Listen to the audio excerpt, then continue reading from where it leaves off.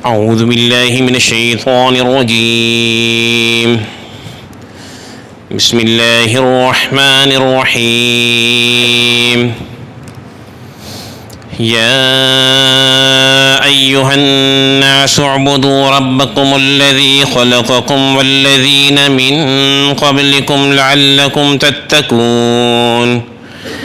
الذي جعل لكم الأرض فراشا والسماء بناء وأنزل من السماء ماء فأخرج به من الثمرات رزقا لكم فلا تجعلوا لله أندادا وأنتم تعلمون. صدق اللہ العظیم. سورہ بقرہ کے تیسرے رکوع کی ابتدا ہے. ابتدائی دو رکوع میں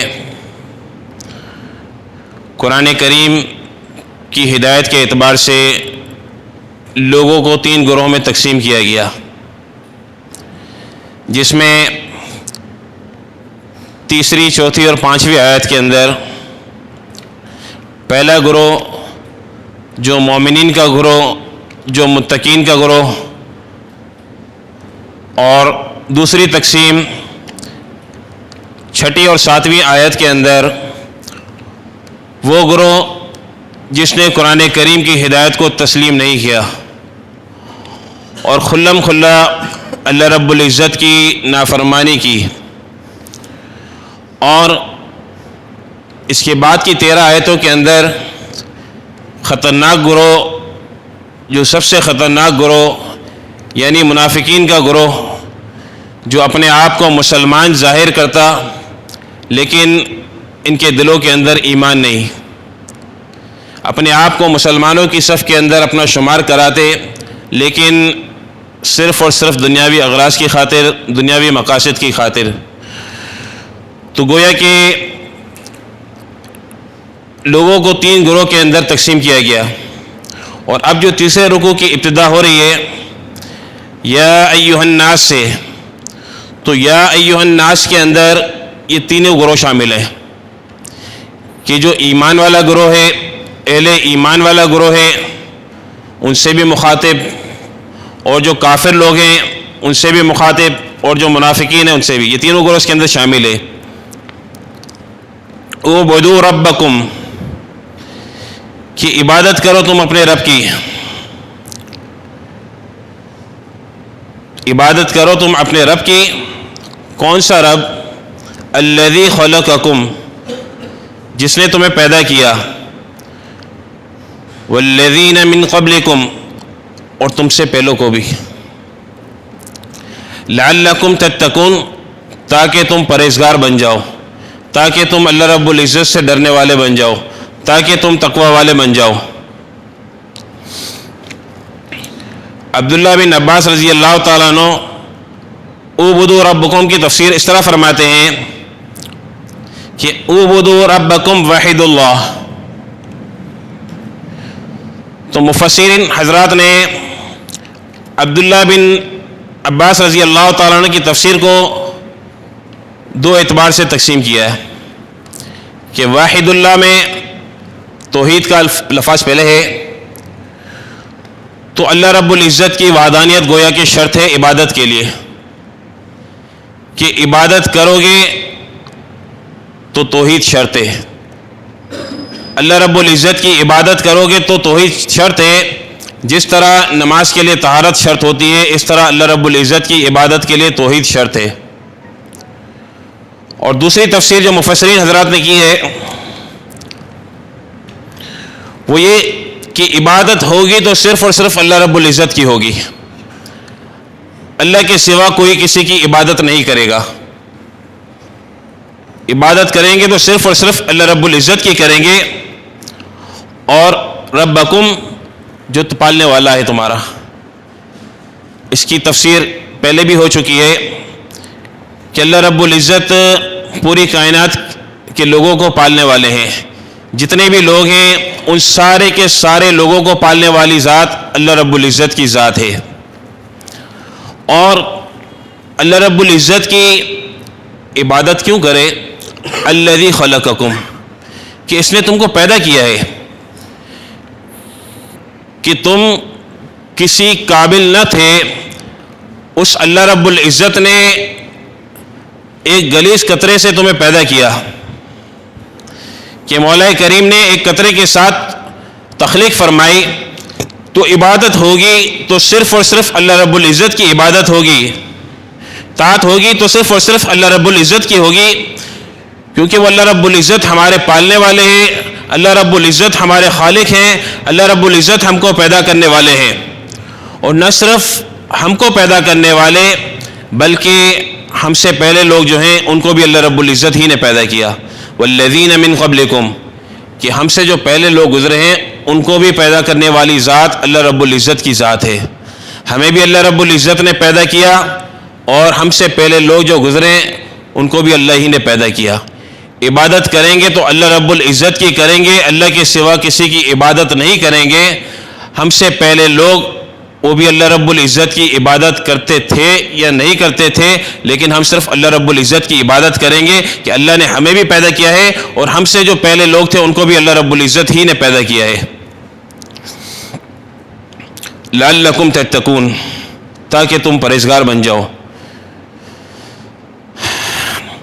یہ گویا کہ اگر تقوی اختیار کرنا ہے اور اگر اللہ رب العزت کی قربت ہم چاہتے ہیں، اللہ رب العزت کے قریب ہونا چاہتے ہیں، پرہیزگار بننا چاہتے ہیں، تو عبادت کرنی پڑے گی صرف اور صرف اللہ رب العزت کی، اللہ کی ذات کی عبادت کرنی پڑے گی، اسی کی بندگی کرنی پڑے گی، تو اسی کی بندگی کریں گے، اسی کی عبادت کریں گے تو پرہیزگار بن جائیں گے، پھر تقوی حاصل کرنے والے بن جائیں گے۔ الذی جعل لکم الارض فراشا، کہ وہ اللہ کون ہے کہ جس نے زمین کو بنایا تمہارے لیے بچھونا، کہ زمین کو بنایا بچھونا، کہ اتنی زمین کو سخت نہیں بنایا کہ بالکل پتھر کی طرح، اور اتنا نرم نہیں بنایا کہ انسان اس کے اندر دھس جائے، بلکہ اللہ رب العزت نے زمین کو بچھونا بنایا۔ والسماء بناء، اور اللہ رب العزت نے آسمان کو چھت بنایا، کہ زمین کی ایک نعمت اللہ رب العزت نے یہاں گنوائی کہ زمین کو اللہ رب العزت نے بچھونا بنایا، اور آسمان کی ایک نعمت گنوائی کہ آسمان کو اللہ رب العزت نے چھت بنایا۔ وَأَنزَلَ مِنَ السَّمَاءِ مَاءً، اور آسمان سے پانی کو اتارا۔ فَأَخْرَجَ بِهِ مِنَ الثَّمَرَاتِ رِزْقًا لَكُمْ، اور اس پانی کے ذریعے اللہ رب العزت نے میوہ جات کو، پھلوں کو پیدا کیا تمہارے لیے رزق کے طور پر۔ فَلَا تَجْعَلُوا لِلَّهِ أَنْدَادًا وَأَنْتُمْ تَعْلَمُونَ، کہ تم نہ ٹھہراؤ، کہ تم نہ بناؤ اللہ رب العزت کے ساتھ شریک۔ اللہ رب العزت کی ذات شرکت سے بیزار ہے، اللہ رب العزت کی ذات وحدہ لا شریک ہے، اور مولا کریم کے ساتھ کوئی شریک نہیں ہے۔ تو اللہ رب العزت چونکہ زمین کو بھی بنانے والے ہیں، زمین کو بھی اللہ رب العزت نے بچھونا بنایا، اور آسمان کو بھی اللہ رب العزت نے بنایا، اور آسمان سے اللہ رب العزت نے پانی برسایا، اور اس کے ذریعے اللہ رب العزت نے ہماری روزی کا بندوبست فرمایا، ہمیں پھل دیے، تو پھر اللہ رب العزت کا شریک ہم کیوں کسی دوسرے کو بنائیں؟ وَأَنْتُمْ تَعْلَمُونَ، اگرچہ تم جانتے ہو۔ تو یہ جو دو آیات ہیں، اول تو یہ پورا رکوع جو ہے اس کے اندر 4 مضامین ہیں، اور چاروں اہم مضامین ہیں۔ ایک توحید کا مضمون انتہائی اہم مضمون ہے، دوسرا رسالت کا مضمون انتہائی اہم مضمون ہے، اور تیسرا قرآن کریم کی حقانیت کا مضمون انتہائی اہم مضمون ہے، اور چوتھا میعاد کے اعتبار سے، آخرت کے دن کے اعتبار سے وہ بھی انتہائی اہم مضمون ہے۔ کہ پہلا مضمون کہ بندگی کریں گے تو صرف اور صرف اللہ رب العزت کی کریں گے، اللہ رب العزت کی ذات کے ساتھ کسی کو شریک نہیں مانیں گے، اللہ رب العزت ہی کی ذات عبادت کے لائق ہے، اللہ رب العزت ہی کی ذات عبادت کے قابل ہے۔ اگر کوئی ہستی عبادت کے لائق ہے تو وہ اللہ رب العزت کی ذات ہے، اللہ رب العزت کے سوا کوئی عبادت کے لائق نہیں ہے۔ اگر بندگی کرنے کے لائق ہم ہیں تو اللہ رب العزت کی بندگی کرنے کے لائق ہیں کہ مولا کریم ہی ہمارے معبود ہیں، اللہ رب العزت نے ہی ہماری خلقت فرمائی ہے اور اللہ رب العزت ہی کی عبادت کی جائے گی، مدد کے لیے اللہ ہی کو پکارا جائے گا، اللہ کے سوا کسی کو نہیں پکارا جائے گا، اللہ رب العزت ہی سے مدد مانگی جائے گی۔ پہلے جو صراط المستقیم اللہ رب العزت سے ہم نے مانگی تو ذالک الکتاب، یہ پوری کی پوری کتاب صراط المستقیم ہے، اور گویا کہ یہ صراط المستقیم کی تشریح ہو رہی ہے کہ سیدھے راستے پر اگر چلنا ہے تو اللہ رب العزت کی وحدانیت کو تسلیم کرنا پڑے گا، اللہ رب العزت کی وحدانیت کو ماننا پڑے گا، اللہ رب العزت کی ذات کے ساتھ کسی کو شریک نہیں کرنا پڑے گا، اللہ رب العزت کی ذات کو وحدانیت اور یکتا ماننا پڑے گا، مولا کریم کی ذات کے ساتھ کسی کو شرکت جو ہے برداشت نہیں ہے، اللہ رب العزت کی ذات کے ساتھ کسی کو شریک نہیں کیا جائے گا۔ تو عبادت کی جائے گی تو صرف اور صرف اللہ رب العزت کی عبادت کی جائے گی، الذی خلقکم، جس نے پیدا کیا۔ ہم ذرا غور تو کریں کہ مولا کریم نے کیسی تخلیق فرمائی ہے، اللہ رب العزت نے میری اور آپ کی جیسی تخلیق فرمائی ہے، ایسی تخلیق کوئی کر نہیں سکتا کہ جس انداز سے اللہ رب العزت نے مجھے اور آپ کو پیدا فرمایا اس انداز سے کوئی تخلیق کر نہیں سکتا۔ میں اور آپ دنیا کے اعتبار سے اگر کسی چیز کی تخلیق کرنا چاہیں تو ہم تخلیق کر نہیں سکتے، دنیا کے اعتبار سے ہم کسی چیز کو اگر کوئی چیز بناتے ہیں تو ہماری تخلیق ناقص ہوتی ہے، ہماری تخلیق ادھوری ہوتی ہے، ہماری تخلیق جو ہے نامکمل ہوتی ہے، لیکن اللہ رب العزت کی خلقت کے اندر کوئی کمی نہیں ہے، مولا کریم ایسے خالق ہیں کہ اس کی خلقت کے اندر کوئی کمی نہیں ہے۔ اللہ رب العزت نے مجھے اور آپ کو پیدا فرمایا، ہم اللہ رب العزت کی اس تخلیق پر غور تو کریں کہ اللہ رب العزت نے کیسا احسن بنایا اور کیسے اندھیرے کے اندر اللہ رب العزت نے بنایا اور کیسے گندگی کے اندر اللہ رب العزت نے اتنا صاف ستھرا بنایا کہ ماں کے پیٹ کے اندر کتنا اندھیرا اور اس میں مختلف قسم کی گندگیاں، خون کی بھی گندگی اور دیگر گندگیاں، لیکن اللہ رب العزت نے کتنا احسن طریقے سے بنایا اور اللہ رب العزت نے کتنا خوبصورت بنایا۔ تو ایسی کامل تخلیق اللہ رب العزت کے سوا کوئی کر نہیں سکتا، اور ہمارے اندر اس بات کی گنجائش باقی نہیں ہے کہ ہم چوں چرا کریں کہ مولا کریم نے جو میری تخلیق کی ہے اگر اس میں فلاں چیز فلاں جگہ ہوتی تو زیادہ بہتر تھا، یہ چوں چرا کی گنجائش باقی نہیں ہے۔ ذرا غور تو کریں اپنی تخلیق پر کہ اللہ رب العزت نے جو کامل تخلیق ہماری فرمائی ہے اس کامل تخلیق کے اندر کوئی عیب نہیں ملے گا ہمیں۔ اپنے چہرے پر غور کریں کہ اللہ رب العزت نے جو ہمارا چہرہ بنایا اور چہرے کے اندر اللہ رب العزت نے جو چیزیں رکھی ہیں ان چیزوں پر غور کریں کہ چہرے پر جو اللہ رب العزت نے آنکھیں رکھی ہیں، اگر ان آنکھوں کی تخلیق اللہ رب العزت نے جس مقام پر فرمائی ہے اس مقام سے ہٹ کر اللہ رب العزت کسی اور مقام پر فرماتے تو انسان کتنا بدصورت لگتا۔ اگر جو ہے ہماری آنکھیں جو دو اس طرف ہیں، اگر ایک آنکھ کو اللہ رب العزت پیشانی کے اوپر کر دیتے اور دوسری آنکھ کو چہرے کے اوپر یا کہیں اور لگا دیتے تو انسان کتنا بدنما نظر آتا۔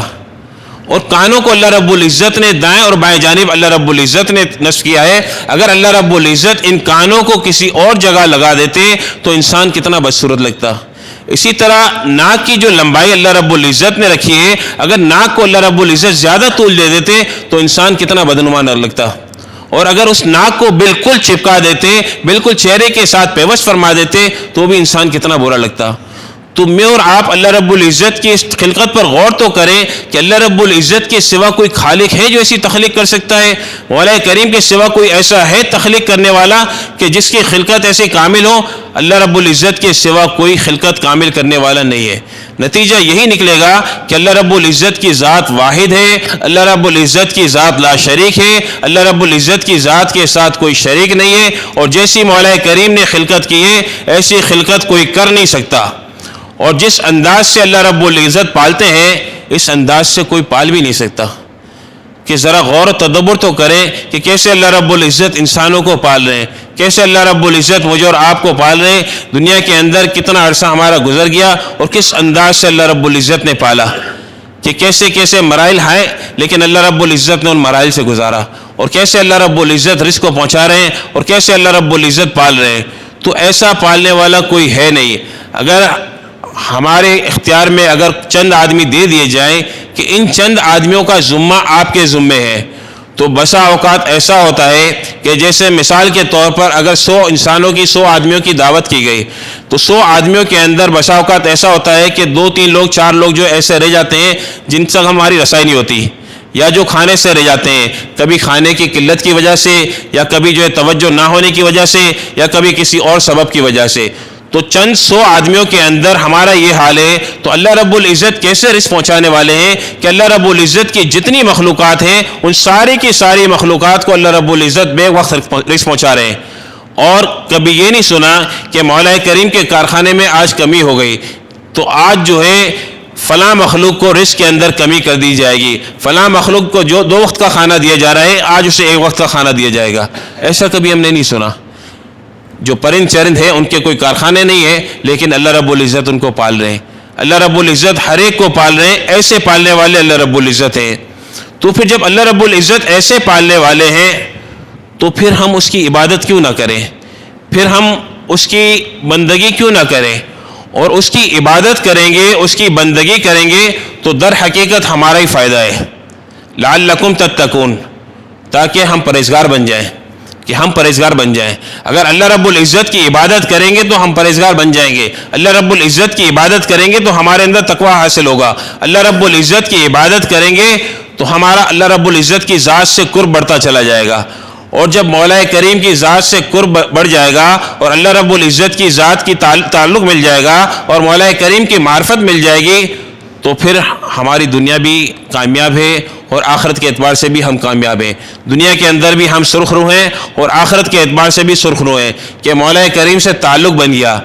دنیا کے اعتبار سے ذرا غور و تدبر تو کریں کہ دنیا کے جو وزراء ہوتے ہیں، دنیا کے جو مشیر ہوتے ہیں، اگر کسی کی ان تک رسائی ہو جائے تو کیسے اتراتا ہے کہ میری فلاں وزیر سے رسائی ہے، میری فلاں جو ہے صدر سے تعلق ہے میرا، ایک فون کروں گا میرا مسئلہ حل ہو جائے گا، ایک فون کروں گا میرا کام بن جائے گا. تو جب اللہ رب العزت کی ذات کا تعلق بن جائے گا، اللہ رب العزت کی ذات کا جو ہے کامل تعلق مل جائے گا، معرفت مل جائے گی، مولا کریم کی رضا مل جائے گی، تو پھر ہمارے مسئلے حل نہیں ہوں گے کیا؟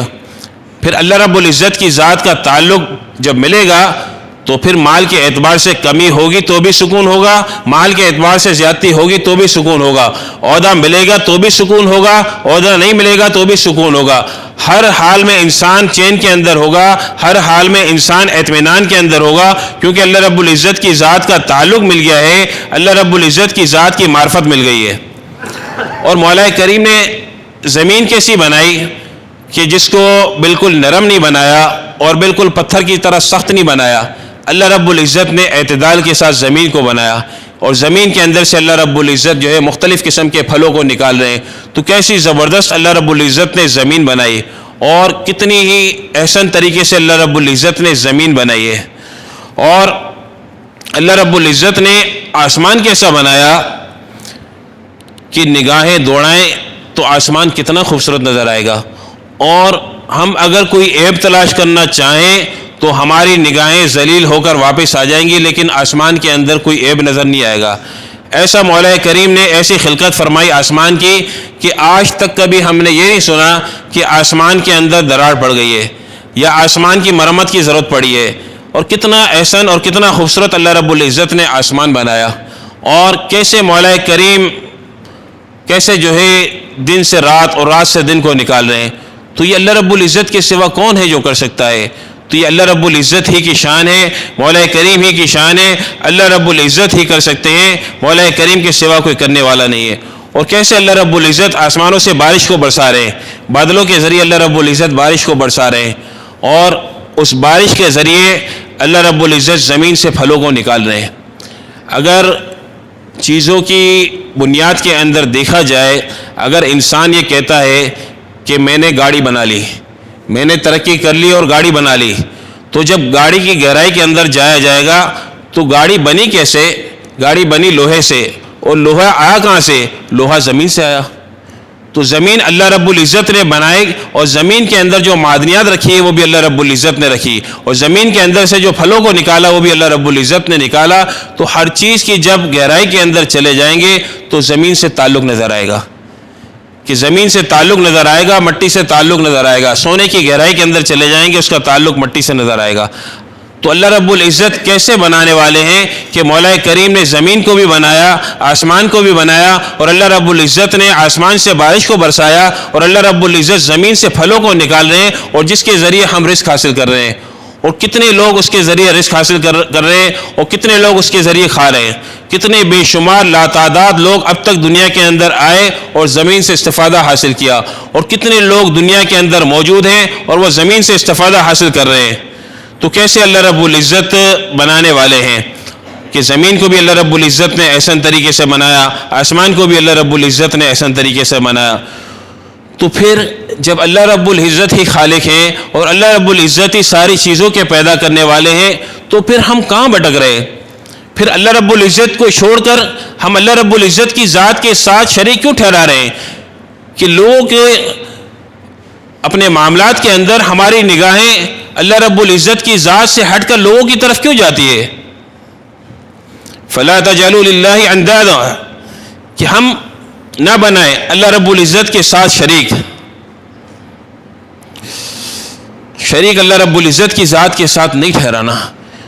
تو ہم دیکھیں تو صحیح زندگی کے کئی موڑ پر، زندگی کے کئی معاملات کے اندر ہم اللہ رب العزت کی ذات کے ساتھ کس طرح لوگوں کو شریک کر لیتے ہیں کہ ایک تو عادتاً شرک ہوتا ہے، کہ انسان کی عادت کے اندر شرک ہوتا ہے کہ جب بھی کوئی مصیبت آتی ہے تو کہتا ہے کہ فلاں کی وجہ سے مصیبت آئی۔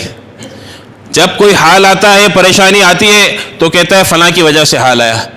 جب کوئی معاملہ ہوتا ہے کہتا ہے اگر ہم یوں کر لیتے، اگر یوں نہ کرتے، ایسے کر لیتے تو یہ معاملہ نہیں ہوتا، ایسے بہتر تھا۔ اگر کوئی بیماری آ جاتی ہے، کوئی پریشانی آ جاتی ہے تو کہتا ہے اگر فلاں ڈاکٹر سے علاج کرا لیتے تو یہ پریشانی نہیں آتی۔ تو عادتوں کے اندر ہماری شرک آ گیا ہے کہ اللہ رب العزت کی ذات کے ساتھ شریک کر رہے، ایسی اپنی عادت بنا لی ہے، ایسا اپنا مزاج بنا لیا ہے کہ عادتاً ہم شرک کرنے لگے ہیں کہ کوئی حال آتا ہے، کوئی پریشانی آتی ہے تو اللہ رب العزت کی ذات کے ساتھ شریک ٹھہرا لیتے ہیں کہ فلاں ڈاکٹر سے علاج کر لیتے تو آج یہ مصیبت نہیں آتی، فلاں ہم جو تدبیر اختیار کر لیتے تو یہ پریشانی نہیں آتی۔ آج سے 5 سال بعد، اگر 5 سال پہلے اگر میں یہ کر لیتا، یہ پلاننگ کر لیتا، یہ منصوبہ کر لیتا تو آج میرا یہ حال نہیں ہوتا۔ تو یہ ہم میں سے ہر ایک کے ساتھ ہے۔ تو ہم غور تو کریں کہ عادتاً ہم لوگ کتنے جو ہے مشرک ہو گئے، کہ عادتوں کے اندر ہم نے کتنا شرک اپنا لیا، کہ ہماری عادتوں کے اندر شرک کیوں پیوستہ ہو گیا۔ جب کوئی بیماری آئے اور جب کوئی حال آئے تو ہماری نگاہ اللہ رب العزت کی ذات سے ہٹ کر ڈاکٹروں کی طرف کیوں جاتی ہے؟ کہ اولاً تو یہ ہونا چاہیے کہ حال جو آیا، مصیبت جو آئی، پریشانی جو آئی، جو عالم آیا وہ اللہ رب العزت کی طرف سے آیا ہے اور اللہ رب العزت ہی سے دور کریں گے۔ اگر ہم 5 سال پہلے یہ تدبیر کر لیتے تو وہ تدبیر ہمارے بس کی بات نہیں تھی، وہ تدبیر ہمارے اختیار میں نہیں تھی، وہ اللہ رب العزت نے فیصلہ کیا کہ مولا کریم نے فیصلہ کیا۔ انسان اپنی استطاعت کے مطابق، اپنی طاقت کے مطابق کوشش کرتا رہے، محنت کرتا رہے اور جو بہتر سے بہتر ہے اس کی تلاش میں لگا رہے کہ ہر اعتبار سے بہتر ہو جائے۔ لیکن جب عرصہ گزر جاتا ہے تو لوگ پریشان ہو کے آتے ہیں کہ ہم نے 2 سال پہلے یہ کیا اس لیے ہمارے پاس یہ مصیبت آ گئی، ہم نے 5 سال پہلے یہ کام نہیں کیا اس لیے یہ مصیبت آ گئی، ہم اگر جو ہے اس وقت یہ کر لیتے تو آج یہ حال نہیں آتا، آج یہ پریشانی نہیں آتی۔ تو عادتاً ہم نے کتنے جو ہے شرک کر لیے، کہ اپنی عادتوں کے اندر کتنے شرک باندھ لیے۔ اور پھر ایک عقیدے کے اعتبار سے شرک، کہ عقیدہ خراب ہو گیا کہ بھئی پاؤں میں دھاگا باندھا ہوا ہے، ہاتھ میں دھاگا باندھا ہوا ہے، بھئی یہ کس کا دھاگا ہے؟ یہ جو نظر کا دھاگا ہے۔ یہ کس کا دھاگا ہے؟ یہ منت کا دھاگا ہے۔ یہ پاؤں کے اندر کس چیز کا دھاگا ہے؟ یہ جو ہے فلاں بزرگ نے مجھے دھاگا دیا ہے، تو اس سے جو ہے نظر نہیں لگے گی۔ یہ فلاں شخص نے جو ہے مجھے دھاگا دیا ہے، اگر یہ میں باندھ لوں گا تو بیمار نہیں ہوگا۔ تو کتنے عقیدے ہمارے خراب ہو گئے کہ اللہ رب العزت کی ذات کو چھوڑ کر ہونا تو یہ چاہیے تھا کہ اللہ رب العزت کی ذات پر ہمارا پورا اعتقاد ہوتا، اللہ رب العزت کی ذات پر پورا یقین ہوتا، لیکن ہم کن چکروں کے اندر پڑ گئے کہ ہم یہ کہتے ہیں کہ فلاں دھاگا فلاں نظر کے لیے، فلاں دھاگا جو ہے پیٹ میں درد کے لیے، فلاں تعویذ جو ہے فلاں چیز کے لیے۔ اللہ رب العزت کی ذات کی طرف نگاہ نہیں جا رہی۔ اور عملیات کے اعتبار سے دیکھا جائے تو اس میں اکثر طبقہ ایسا ہے کہ جو شرک کے اندر مبتلا ہے، کہ جو شرک کے اندر مبتلا ہے کہتا ہے فلاں تعویذ سے ٹھیک ہوگا، یہ تعویذ لوگے تو تمہارا مسئلہ حل ہوگا. لوگ لکھتے ہیں باقاعدہ کہ مولوی صاحب ایسا تعویذ دے دیجئے کہ کبھی بیمار نہ ہو. تو ہم نے کہا ہمارے پاس تو ایسا کوئی تعویذ ہے نہیں کہ ہم تمہیں تعویذ دے دیں, ایسا تعویذ دے دیں کہ تم کبھی بیمار نہ ہو. ایسا کوئی تعویذ ہمارے پاس ہے نہیں. یہ تو غلط یقین ہے, یہ تو غلط عقیدہ ہے کہ ایسا تعویذ مجھے مل جائے کہ یہ تعویذ ہوگا تو میں بالکل صحیح رہوں گا اور مجھے کوئی نظر نہیں لگے گی, میرا کوئی حادثہ نہیں ہوگا, میرا کوئی نقصان نہیں ہوگا. یہ عقیدے کی خرابی ہے. تو ہم اپنے عقیدے کو درست کر لیں کہ ہمارا عقیدہ یہ نہ ہو کہ یہ دھاگا ہاتھ میں باندھا ہوا ہے تو میں صحیح رہوں گا, یہ گلے کے اندر دھاگا ڈالا ہوا ہے تو میں صحیح رہوں گا, گلے کے اندر تعویذ ڈالا ہوا ہے تو میں صحیح رہوں گا, یا جو ہے فلاں بزرگ نے جو ہے اپنے بچے کو کہا بچے کے سر پہ ہاتھ رکھ دیا تو اس کی چٹیاں نہیں کٹوانی. بھائی فلاں بابا نے سر پہ ہاتھ رکھ دیا ہے تو سر پہ ہاتھ رکھ دیا تو ہم اس کے بال کیسے کٹوائے؟ تو بابا کو ہم نے شریک ٹھہرا لیا اللہ رب العزت کے ساتھ کہ اللہ رب العزت کرنے والے نہیں, بابا نے سر پہ ہاتھ رکھ دیا تو اس کا مسئلہ حل ہو جائے گا. تو کتنا ہم جو ہے عادت کے اعتبار سے, اعتقاد کے اعتبار سے کتنے زیادہ مشرک ہو گئے کہ کتنا زیادہ ہم اللہ رب العزت کی ذات کو شریک ٹھہراتے ہیں. تو اللہ رب العزت جو خالق ہیں, جو اللہ رب العزت جس نے پیدا کیا ہمیں, جس نے ہم سے پہلوں کو پیدا کیا اور جس نے زمین کو بنایا اور جس نے آسمان کو بنایا اور جس نے آسمان سے پانی کو برسایا, تو پھر ہم اس اللہ رب العزت کے ساتھ مخلوق کو کیوں شریک کرتے ہیں؟ ہم اللہ رب العزت کے ساتھ لوگوں کو شریک کیوں کرتے ہیں؟ اللہ رب العزت کی ذات شرکت سے بیزار ہے, اللہ رب العزت کی ذات شرکت سے بالکل بیزار ہے, تو پھر ہم اللہ رب العزت کی ذات کے ساتھ لوگوں کو شریک کیوں کرتے ہیں؟ ہمارا عقیدہ کب درست ہوگا, ہمارا اعتقاد کب درست ہوگا کہ اللہ رب العزت ہی کرنے والے ہیں؟ پریشانی آئی تو اللہ رب العزت کی طرف سے آئی ہے, پریشانی دور ہوگی تو اللہ رب العزت کی طرف سے دور ہوگی, مصیبت آئی ہے تو اللہ رب العزت کی طرف سے آئی ہے, مصیبت کا زائل ہونا اللہ رب العزت کی طرف سے ہے, صحت ملے گی تو اللہ کی طرف سے ملے گی, بیماری آئی ہے تو اللہ رب العزت کی طرف سے آئی ہے, تندرستی آئی ہے تو اللہ رب العزت کی طرف سے آئی ہے, محتاجی آئی ہے تو اللہ رب العزت کی طرف سے آئی ہے, محتاجی دور ہوگی تو اللہ رب العزت کی طرف سے ہوگی. یہ سارے کے سارے جتنے بھی کام ہیں اللہ رب العزت ہی کرنے والے ہیں, اس پر ہمارا پختہ یقین ہو. اگر ہم کسی ڈاکٹر سے علاج کرا رہے ہیں, کسی طبیب سے علاج کرا رہے ہیں, کسی عامل سے علاج کرا رہے ہیں, تو ہمارا یقین یہ نہ ہو کہ ہم فلاں ڈاکٹر سے علاج کر رہے ہیں اس لیے جو ہے بچہ ہمارا صحت یاب ہے, یا ہم اس لیے صحت یاب ہے, اور فلاں عامل سے ہم تعویذ کرا رہے ہیں اس لیے جو ہے ہمیں شفا مل گئی ہے.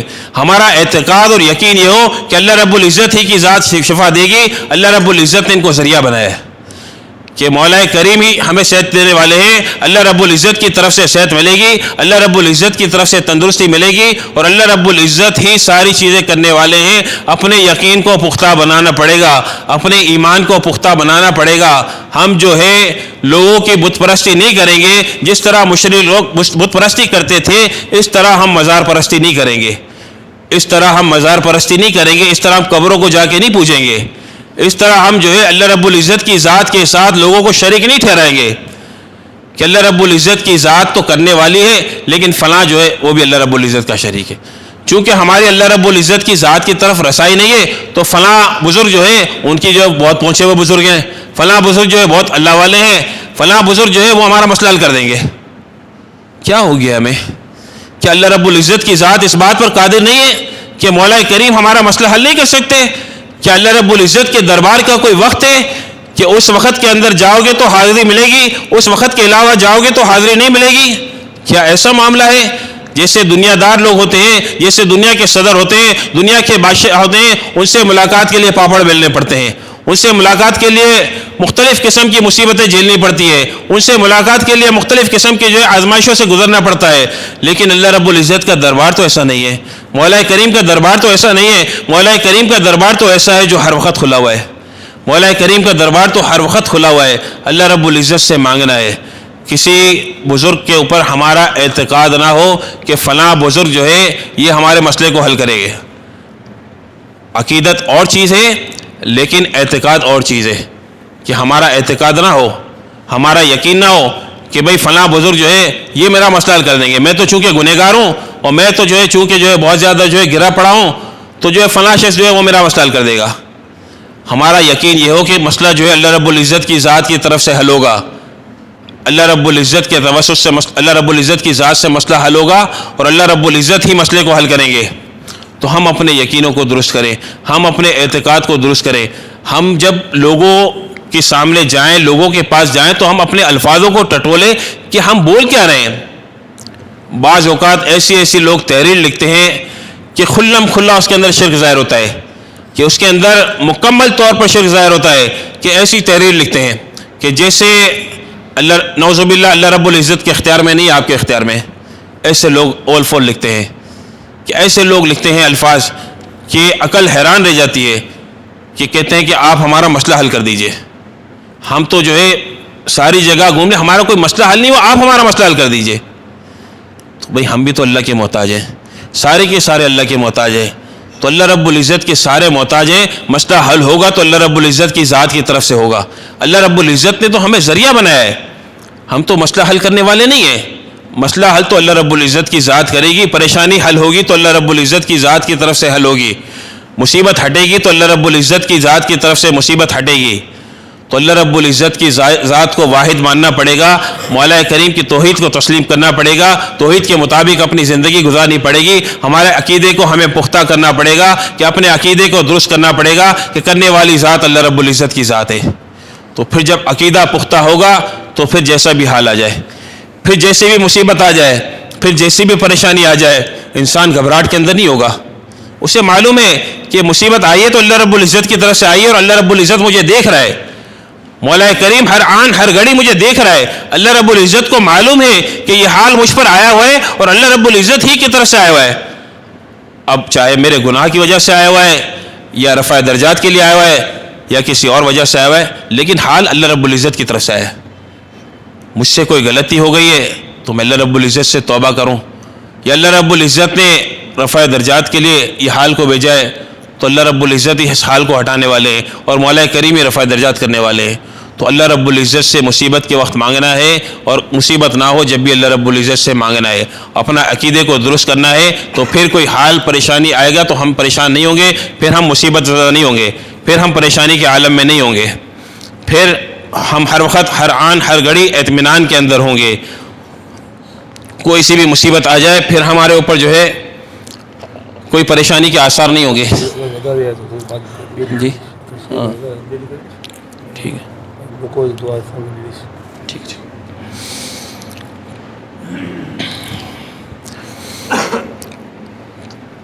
تو لوگوں کو پکارا گیا کہ لوگوں کے اندر تینوں گروہ آ گئے، کہ جو اللہ رب العزت کو ماننے والے ہیں وہ بھی گروہ آ گیا، جو کفار کا گروہ ہے وہ بھی آ گیا، اور جو منافقین کا گروہ ہے وہ بھی آ گیا. کہ عبادت کرنی ہے تو صرف اللہ رب العزت کی کرنی ہے، جس نے پیدا کیا ہمیں اور ہم سے پہلے کو بھی. یہاں ایک ضابطہ یہ ہے کہ اللہ رب العزت نے ہم سے پہلوں کو پیدا کیا. ہم سے پہلی جتنی قومیں تھیں وہ اللہ رب العزت نے پیدا کی. جتنی بھی قومیں آئیں، جتنی بھی امتیں آئیں، ان ساری کی ساری امتوں کو اللہ رب العزت نے پیدا فرمایا، اور ہمیں بھی اللہ رب العزت نے پیدا فرمایا. اگر ہمارے بعد کوئی امت ہوتی تو اللہ رب العزت اس کا بھی ذکر فرماتے ہیں. یہاں پر ہمارے بعد یہ آخری امت ہے، اس امت کے بعد کوئی امت آنی نہیں ہے، تو اللہ رب العزت نے یہاں اس کا ذکر نہیں فرمایا. اگر اس امت کے بعد کوئی امت ہوتی، جناب نبی کریم صلی اللہ علیہ وسلم کے بعد اگر کوئی نبی ہوتا، کسی نبی کی امت ہوتی، تو اللہ رب العزت اس کو یہاں ذکر فرماتے. مولا کریم نے پہلی امتوں کو ذکر فرمایا کہ پہلے لوگ یعنی پہلی قومیں، ان کو بھی اللہ رب العزت نے پیدا فرمایا، اور ہمیں بھی اللہ رب العزت نے پیدا فرمایا. اور بعد میں چونکہ کوئی امت آنی نہیں ہے، بعد میں کوئی قوم آنی نہیں ہے، تو اللہ رب العزت نے اس کا ذکر نہیں فرمایا. مزید انشاءاللہ وضاحت جو ہے اگلی نشست میں ہوگی. منگل کے دن انشاءاللہ عشاء کے بعد جو ہے درس ہوگا، تو اس میں جو ہے مزید انشاءاللہ وضاحت ہوگی. اور اس کے بعد آگے جو ہے رسالت کے اعتبار سے بھی جو آیات آ رہی ہے اس اعتبار سے بھی جو ہے آگے بات ہوگی انشاءاللہ. مفتی صاحب دعا فرمائیں گے انشاءاللہ. الحمد لله رب العالمين والعاقبة للمتقين والصلاة والسلام على أشرف الأنبياء والمرسلين رب ارحمهما كما ربياني صغيرا رب ارحمهما كما ربياني صغيرا رب ارحمهما كما ربياني صغيرا. یا اللہ ہم سب کے صغیرہ کبیرہ گناہوں کو معاف فرما دیجیے. یا اللہ ہم سب کے ظاہری باطنی گناہوں کو معاف فرما دیجیے. یا اللہ ہمارا بیٹھنا قبول فرما لیجیے. یا اللہ ہمارا سننا سنانا قبول فرما لیجیے. اے اللہ اسی بابرکت محفل میں بار بار بیٹھنے کی توفیق عطا فرما دے. اے اللہ احسن طریقے سے سمجھنے اور سمجھانے کی توفیق عطا فرما دیجیے. اے اللہ قرآن کو اپنی زندگیوں میں لانے کی توفیق عطا فرما دیجیے. اے اللہ دن رات قرآن کے ساتھ لگے رہنے کی محنت میں تقبل فرما لیجیے۔ اے اللہ اپنی زندگی میں اس کو لانے والا بنا دیجیے۔ اے اللہ ہماری اولادوں کو قرآن کا علم عطا فرما دیجیے۔ اے اللہ ہماری نسلوں کو قرآن کا علم عطا فرما دیجیے۔ اے اللہ قرآن کا فہم عطا فرما دیجیے۔ اے اللہ قرآن سے تعلق نصیب فرما دیجیے۔ اے اللہ اس محفل کی برکت سے اے اللہ ہم سب کی جائز حاجات کو پورا فرما دیجیے۔ اے اللہ اس قرآن کی برکت سے ہماری پریشانی کو دور فرما دیجیے۔ اے اللہ اس قرآن کی برکت سے آپس میں جوڑ عطا فرما دیجیے۔ اے اللہ اس قرآن کی برکت سے ہم سب کا آنا قبول فرما لیجیے۔ اے اللہ اس قرآن کی برکت سے ہمیں علم نافع عطا فرما دیجیے۔ اے اللہ ہمارے والدین کو صحت و تندرستی عطا فرما دیجیے۔ اے اللہ اس مسجد و مدرسے کو دن دگنی رات چوگنی ترقی عطا فرما دیجیے۔ اے اللہ اس درس قرآن کو ہم سب کی نجات کا ذریعہ بنا دیجیے۔ اے اللہ اس درس قرآن کی برکت سے اللہ سارے عالم میں ہدایت کی ہوا کو چلا دیجیے۔ اے اللہ اسے مستقل چلاتے رہنے کی توفیق عطا فرما دیجیے۔ اللهم انفعنا بما علمتنا وعلمنا وانفعنا وزدنا علما۔ اللهم انا نسألك من خير ما سألك منه نبيك محمد صلى الله عليه وسلم ونعوذ بك من شر ما استعاذ منه نبيك محمد صلى الله عليه وسلم وانت المستعان وعليك البلاغ ولا حول ولا قوة الا بك۔ سبحان ربك رب العزة عما يصفون وسلام على المرسلين والحمد لله۔